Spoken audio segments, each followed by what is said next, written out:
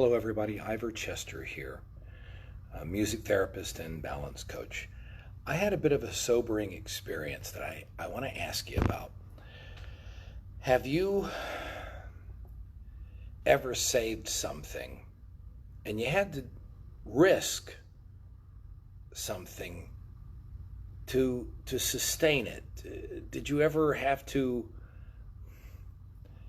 pocket something? I don't mean steal, but did you have to go out of your way to preserve something because you felt that the person who provided it in the past may want other people to see it beyond their own years, in other words, their future?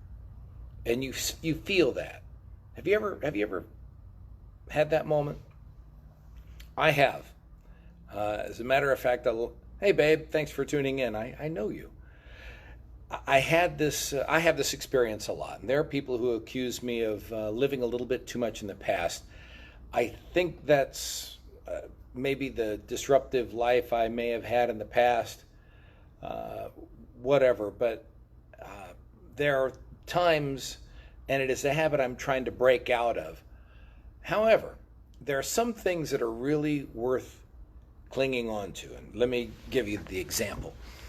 I have a contract that's in Garland area, Rowlett, and it's at this nice church, but curiously, right across the street, and the street's Beltline, which of course goes all the way around Dallas, was this quaint little brick house that looks like it was built in the 40s. It had a round top door, front door, a big front window. It was recessed back a bit from the street, and it had several trees around it. You could tell that it was the main house, and there probably was a lot of property that it used to own, but now it just had a typical 60 by 120 foot area. Around a tree in the front yard was the largest bed of irises I'd ever seen. And in the corner of the yard was also a bed of irises, dozens and dozens of them. And then at the front entrance by the driveway, hey Tim, thanks for your time, was another bed of irises. And so literally just hundreds of these flowers. And so I went by just about a month ago, and I took pictures of this quaint little house, and I'll post them for you. I don't have them on my phone because I just cleared out for space.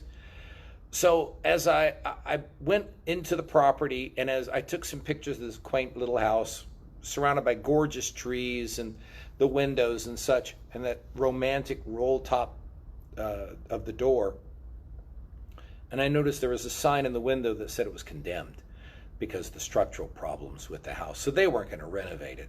It was going to be tore down sometime soon. Well, my wife went and did the contract like last week or the week before, and it turns out that she saw the house had been demolished, and all that was there was just land. And I asked her, I said, sweetheart, do you know if they preserved the irises? She didn't know. So I went back there today, and I took a shovel and I took a trash bag, and I started digging around. Now, I walked across the street. I didn't make secret of this, and I could still see the house in my mind. It was quiet, even though it was close to Beltline. And there were these irises, and last time I was there, they were in bloom, but nobody saw them. And I imagined the woman, the family that lived there. I could see in this giant window that used to be in the front of the house had Christmas trees for generations. I could see the cars that used to park there, the kids that played in the yard, the grandkids maybe even, that were there. And there were these bed of irises that were old. Irises can last for quite many years. And we pulled some up from Christina's, my wife's mother's yard, and we've been handed some recently as well I've got to tend to.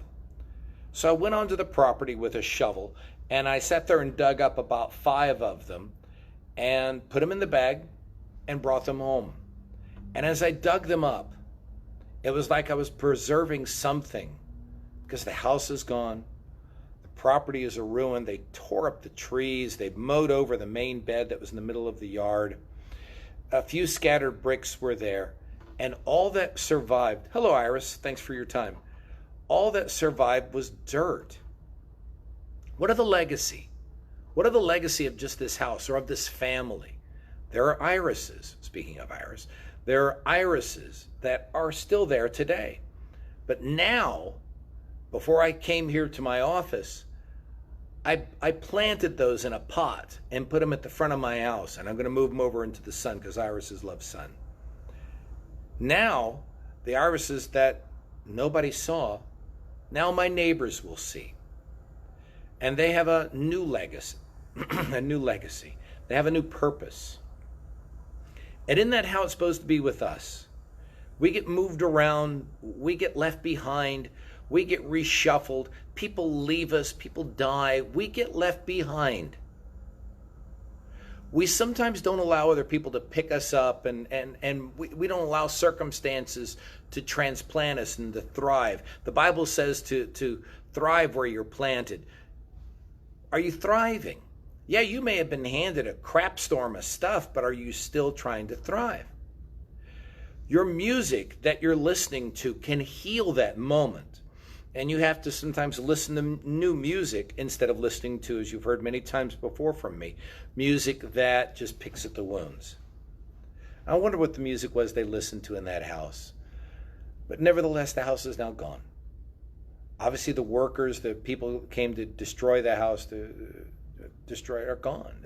The houses, they didn't care. They left the flowers behind. What are you doing to replant? You're welcome. Hey, Leah, what are you doing to replant in your life? What are you doing to try and recycle some crap that really happened to you and plant it so other people can see it? So people can look at you and go, how in the world did you survive that? And you get to sit here and go, well, I managed it this way. I took it. Have that kind of bravery. Take the risk. Save a little bit from the past. Don't junk your house out. Don't junk your life out. Don't be burdened with the weight and bundles of the past to where you no longer can move forward. But keep the seeds. One last story. My mom was a pincher, as I call it. And I don't mean of people, but she would go to craft shows. She would go to arboretums. She would go to flower shows. And she would walk by the plants and she'd pinch a little bit. Then she'd bring it home and she'd plant it. She'd stick it in the dirt. My mom had she didn't have a green thumb. She had a green arm. And, oops, okay. So she could make anything grow. She roses on rocks kind of lady. Anyway, yes, that's right, Chris, beauty from ashes. She could make anything grow. And what they would have swept away and thrown into the trash, my mom made something beautiful out of it. She had the most beautiful patio that was in a condo. And people would stop by and look. I remember looking down. My bedroom was above her patio. And people would, because she had scattered onto the sidewalk behind, people would stop by and look. And they'd smell the flowers and they'd comment and they'd go on. Is that the kind of life you want? Are you creating music? Are you creating playlists? Are you creating events that other people can stop and sit there and go, gosh, I'm glad I'm having just this moment to pull over. Because like a rest stop when you're on the freeway, you're pulling over and just smelling the roses, the old Mac Davis song, where you stop and smell the roses. Are you? Are you? Then take those moments. Dig up the irises. Look around. You can go to Ireland, for crying out loud, and there are what they call wild roses. They're not really wild. They were planted there generations before. The people died in the Irish famine, leaving the houses and the roses behind, and the roses were left feral and grew on their own. Okay? Other people have gone in and pulled up those bushes and put them elsewhere. Matter of fact, I did the same thing to a house that was next to me. They came to tear down the house. Before they showed up, I pulled up the roses, and I still have the roses. Other people now enjoy them. My children, for one, they never knew the house. So be that kind of person. Give that kind of effort. Show that to other people that there is still beauty in the world, because we all love to roll our eyes and go that the world is going to crap. Really? What are you doing to change that? Even if it's just digging up irises and transplanting roses. That's food for thought for today, folks. Do that with your music. Do that with your life. Do that with the opportunities you're given, because you're given them, but you just have the eye, have to have the eye for it. Thank you for your time. We'll see you later. God bless.